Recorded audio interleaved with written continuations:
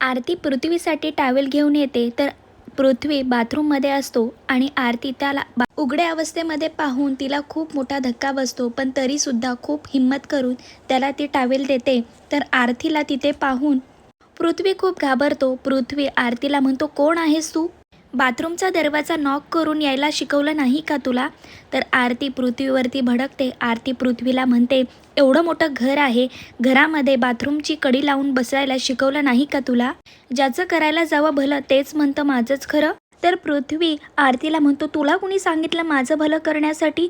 तुला यायला सांगितलं होतं का टॅवेल घेऊन, तू का आलीस? त्यावर आरती पृथ्वीला म्हणते, काका तिथे पायरीवरती पडले आणि त्यासाठी तुझी मदत करावी म्हणून मी टॅवेल घेऊन आले. मला काय माहिती तू इथे असा उघडा बसला असेल. तर पृथ्वी आरतीला म्हणतो, हे घर माझी, ही रूम माझी, ही बाथरूम माझी. मी उघडा बसेल, नाहीतर ब्युटी पार्लर करेल, नाहीतर काही करेल. तुला काय करायचे आहे? तर आरती पुढे काही बोलणारच तेवढ्यात तिथे आनंदी येते आणि आरतीला म्हणते, आरती ताई तू इथे काय करत आहेस? तुला मी घरी जाण्यासाठी सांगितले होते ना? तर आरती आनंदीला म्हणते, अगं मी घरीच जात होते, पण ते काका पडले आणि याची टॅवेल देण्यासाठी आले. मला काय माहिती हा असा उघडा बसला असेल. तर आनंदी पृथ्वीला म्हणते, सॉरी हा सर. तर आरती आनंदीला म्हणते, अगं याला काय तू सॉरी म्हणत आहेस आणि वरतून पण सर? तर पृथ्वी आनंदीला विचारतो, पण ही कोण आहे तुझी? तर आनंदी आरतीला म्हणते, माझी मोठी बहीण आहे. तर पृथ्वी आनंदीला म्हणतो, शक्यच नाही. अगं तू कुठेस? ही आगाऊ तिखट कुठे? तर आरती परत पृथ्वीला भांडत असते, पण आनंदी आरतीला गप्प करते आणि तिथून जाण्यासाठी सांगते. तर पृथ्वी आनंदीला म्हणतो, ठीक आहे मी दाढीच करत होतो, पण आंघोळ वगैरे काही करत असतो तर आणि डायरेक्ट रूममध्ये आली असते तर किती अवघड झाले असते. तर आनंदी लाजते आणि तिथून निघून जाते. मंडळी इथे खूपच आरती आणि पृथ्वीची मज्जा दाखवलेली आहे. तर इकडे युगंधर काही वस्तू घेऊन बाहेरून घरी येतो आणि सुनीताला म्हणतो, जो काही आपला घरातला नोकऱ्यांचा स्टाफ आहे त्यांना हॉलमध्ये बोलावून घ्या आणि आनंदीला देखील. तर सुनीता खूप घाबरते आणि युगंधरला म्हणते, मालक साहेब आमचं काही चुकलं का? काही चुकलं असेल तर माफ करा. तर युगंधर सुनीताला म्हणतो, काही चुकलं नाही, फक्त तुम्ही बोलावून घ्या. तर सुनीता सर्वांना बोलावून घेऊन येते. तेवढ्यात तिथे शिल्पासुद्धा येते. शिल्पा युगंधरला म्हणते, काय झालं, असं यांची रांग का लावली आहे? तर युगंधर शिल्पाला म्हणतो, आपण या घरातील काही नियम बदलणार आहेत. सर्व नोकर येताच युगंधर सर्वांना म्हणतो, आतापासून जो काही नोकराचा तुम्ही पोशाख घालतात ना, तो आजपासून घालायची काही गरज नाही. तुम्ही तुमच्या आवडीनुसार कपडे घालू शकता. तर युगंधरचं हे बोलणं ऐकता सर्व नोकर खूप खुश होतात आणि युगंधरला धन्यवाद साहेब, आतापर्यंत आमच्यासाठी असं काम कोणीच केलं नाही. तर युगंधर सर्वांना म्हणतो, तुमची मेहनत आणि तुमची इमानदारी या घरासाठी एवढं तरी तुमच्यासाठी करू शकते ना. असं म्हणत युगंधर सर्वांसाठी आणलेले ते गिफ्ट म्हणजे युगंधरने सर्वांसाठी कपडे आणलेले असतो, एक एक करून सर्वांना देतो आणि आनंदीसाठी पण खूप छान सुंदर साडी आणलेली असते, ती सुद्धा युगंधर आनंदीला देतो आणि ते पाहून शिल्पाचा मात्र जळफळाट होतो. तर युगंधर सर्वांना म्हणतो, चला लागा कामाला, असं म्हणत तो वरती निघून जातो. तर इकडे धनश्री सीमा डॉक्टर म्हणजे जी गायनेक असते तिला भेटण्यासाठी आलेली असते. तर डॉक्टर धनश्रीला म्हणतात, आत्तापर्यंत आपल्याकडे खूप लोकांचा असा गैरसमज असतो की मूल जर होत नसेल ना तर तो बायकांमध्ये काहीतरी दोष असेल, पण असं प्रत्येक वेळा होत नसतं धनश्री. तुला माहीत आहे तू आई होऊ शकते आणि आई होण्यासाठी तुला कुठलाच काहीच प्रॉब्लेम नाही, पण प्रॉब्लेम आहे तो विद्याधरमध्ये. तर धनश्रीला धक्का बसतो. धनश्री सीमाला म्हणते, असं कसं काय होऊ शकतं डॉक्टर? त्यांना कधीच प्रॉब्लेम काहीच होऊ शकत नाही. ते निंबाळकरांचे वारसदार आहेत. निंबाळकरांचा घराणा खूप मोठा आहे, त्यांना असा दोष कधीच होऊ शकत नाही. तर डॉक्टर धनश्रीला म्हणते, मी उगाच हवेमध्ये गोळ्या घालत नाही, माझ्याकडे तसा पुरावा आहे, माझ्याकडे रिपोर्ट आहेत. काही दिवसांपूर्वी विद्याधरने क्लिनिकमध्ये येऊन टेस्ट केली होती आणि तो नपुसक आहे, त्याला बाळ होऊ शकत नाही असं रिपोर्टमध्ये साफ लिहिलेलं आहे. तर डॉक्टर धनश्रीला ते रिपोर्ट दाखवतात. ते रिपोर्ट पाहून धनश्रीला खूप मोठा धक्का बसतो.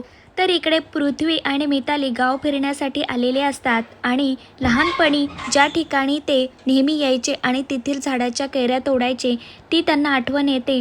तर पृथ्वी मैतालीला म्हणतो, तुला आठवतंय का, आपण नेहमी या झाडाच्या कैऱ्या तोडण्यासाठी यायचो आणि मालक आपल्यावरती खूप ओरडायचा, पण आईसुद्धा आपली साथ देत त्यालाच ओरडायची, काय झालं, पोरं तर आहेत, 4 कैऱ्या तोडल्या म्हणून काय झालं?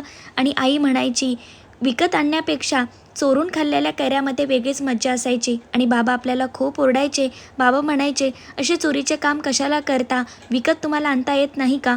पण आई उलट आपली साथ द्यायची. ती खरंच वेगळीच मज्जा होती. तर पृथ्वी आणि मैताली एक जुन्या आठवणीमध्ये पूर्ण रमलेले असतात. तेवढ्यात तिथे आरती हातामध्ये काठी घेऊन येते आणि पृथ्वीच्या सपकन पायावरती मारते.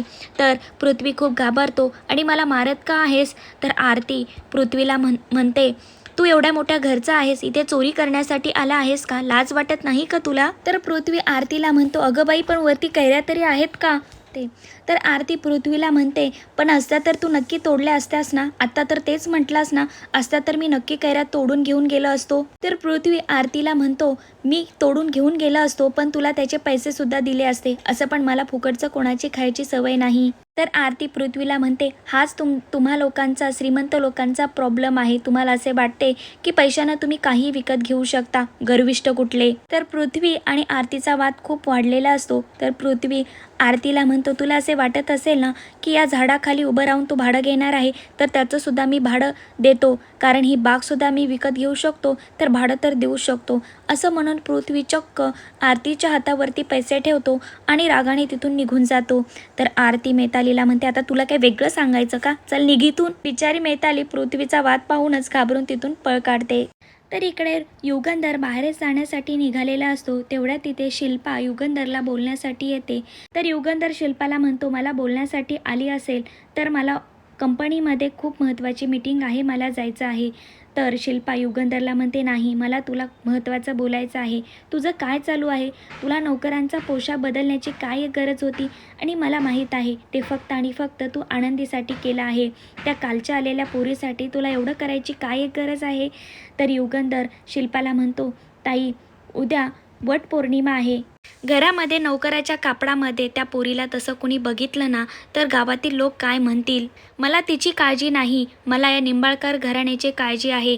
मी तिला बायको म्हणून या घरामध्ये आणलं आहे, पण लोकांनी जर म्हटले की हिला कशा प्रकारे ठेवलं आहे तर आपलीच इज्जत जाईल ना. आणि असं पण ताई, ती मुलगी आपल्यासाठी काय काय करते हे आपण विसरायला नको. स्वतःचा स्वाभिमान पणाला लावून ती आपल्या घरासाठी सतत मरमर करत असते. मग मी तिच्यासाठी हा पोशाख चेंज नाही का करू शकत? तर शिल्पा पुढे काही बोलणारच. युगंधर तिची बोलती बंद करतो आणि युगंधर शिल्पाला म्हणतो, बस झालं ताई, तू नोकरांसोबत किती रूडली वागतेस, किती त्यांच्यावरती अत्याचार करतेस. मी काही तेव्हा बोलतो का? मग आनंदीसोबत काय करायचे, तिने काय घालायचे हे मी ठरवणार, त्यामध्ये तू लुडबुड करू नकोस. युगंधर उलट शिल्पाला झापतो आणि तिथून रागाने निघून जातो.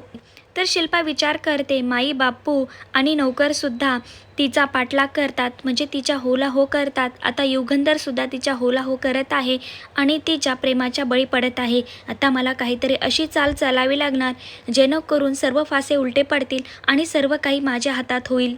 तर इकडे आनंदी सुनीताला म्हणते, मालक साहेबांनी माझ्यासाठी साडी आणली, ती मला दाखवता का जरा? तर आनंदी साडी ती उघडून पाहते. तर सुनीता आनंदीला म्हणते, आनंदीताई, साडी खरंच खूप छान आहे. तर सर्वजण आनंदीला म्हणतात, धन्यवाद आनंदीताई, आज तुमच्यामुळे आम्हाला चांगले कपडे रंगीबिरंगी घालायला मिळणार. तर सुनीतासुद्धा आनंदीला म्हणते, आज वडाची पूजा असणार आहे आणि मला नवीन साडी छान घालून पूजा करता येईल. आणि आनंदीताई, हे खरंच तुमच्यामुळे शक्य झालं आहे. आम्हाला नवीन कपडे घालण्यासाठी मिळणार. आतापर्यंत आमच्यासाठी एवढं कुणीच काहीच केलं नाही. तर आनंदी सुनीताला म्हणते, हा मालक साहेबांचा मोठेपणा आहे. खरं सांगू का सुनीताताई, ते वरून जरी कडक दिसले ना, रागीट दिसले ना, आतून ते खूप मऊ स्वभावाचे आहेत. सुनीताताई, आता हीच साडी घालून मी उद्या वडाची पूजा करेल आणि 7 फेरे घेईल. तर तेवढ्यात तिथे शिल्पा आनंदीचं सर्व बोलणं ऐकते आणि टाळ्या वाजवतच आतमध्ये येते. तर शिल्पा आनंदीला म्हणते, वा वा, छान प्लॅनिंग आहे, जास्त हवेत उडू नकोस. युगंधरने हे सर्व काही कशासाठी केलं तुला माहीत आहे का? कारण तू घरामध्ये सून जरी तुला कोणी मानत नसेल, बायको जरी कुणी मानत नसेल, पण गावकरी लोकांसाठी तरी तू या निंबाळकरांची सून आहेस. आणि त्या पोशाखामध्ये तुला पाहिले ना तर आमचा निंबाळकरांचा अपमान होऊ शकतो. आणि त्यामुळेच युगंधरने हा खूप मोठा निर्णय घेतला, बाकी नौकरांचा पोशाख चेंज केला. जास्त हवेमध्ये उडू नकोस. त्या पाठीमागे युगंधरचं प्रेम नव्हतं, तर फक्त त्याला स्वतःचा स्वाभिमान जपायचा होता. त्यामुळेच त्यांनी असा निर्णय घेतला. तर शिल्पा आनंदीच्या कानाला पकडते आणि आनंदीला म्हणते, कान उघडे ठेवून ऐक. आंधळी असतील ना तर कान तर चांगले आहेत ना तुझे. तू जी वडाची पूजा करायला निघाली आहेस ना, पण एक गोष्ट लक्षात ठेव, युगंधर तुला बायको मानत नाही, त्यामुळे ही वडाची पूजा करायचा अट्टहास करू नकोस आणि ही वडाची पूजा करायची नाही. कारण युगंधर तुला बायको मानतच नाही, तर तुला ही पूजा करायची अजिबात गरज नाही. तर शिल्पा आनंदीला धमकी देते आणि तिथून निघून जाते. तर इकडे युगंधर त्याच्या रूममध्ये बसलेला असतो आणि तर चक्क आता आनंदी युगंधरसाठी हातामध्ये एक पिवळं गुलाबाचं फूल घेऊन येते. तर आनंदी युगंधरला म्हणते, मालक साहेब मला तुम्हाला काहीतरी बोलायचं आहे. तर युगंधर, बोल आनंदी, काय बोलायचं आहे?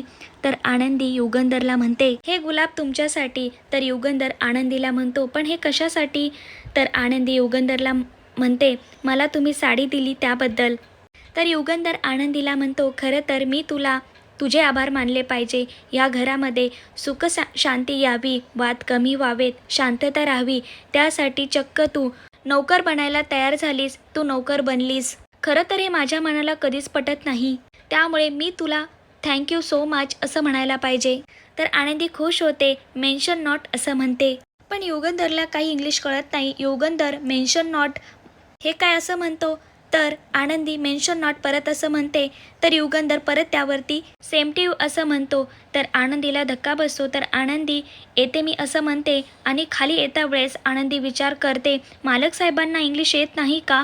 मी मेन्शन नॉट म्हटल्याच्या नंतर सेम टू यू का म्हटले ते? तर आनंदीला या गोष्टीचा खूपच मोठा धक्का बसलेला असतो. आता काय आनंदी स्वतः मालक साहेबांना इंग्लिश शिकवणार का? हे पाहण्यास खरंच खूपच रंजक ठरणार आहे. तर उद्याच्या भागामध्ये तर इकडे युगंधर चक्क वटपौर्णिमेची पूजा करण्यासाठी आनंदीला गावातील वडाजवळ घेऊन आलेला असतो आणि युगंधरला आनंदीसोबत पाहता क्षणी सर्व बायकांना खूप मोठा धक्का बसतो. तर धनश्रीच्या पायाखालची जमीन सरकते. चक्क आता युगंधरसुद्धा आनंदीसोबत 7 जन्माचे वचन घेत वडाची पूजा करणार आहे आणि सर्व गावातील महिला सर्व काही पाहणार आहेत. आता युगंधर आणि आनंदी कशा प्रकारे वडाची पूजा करणार हे पाहण्यास खूपच रंजक ठरणार आहे. असं सिरियलचे सर्वात आधी अपडेट पाहण्यासाठी माझ्या चॅनलला सबस्क्राईब करा.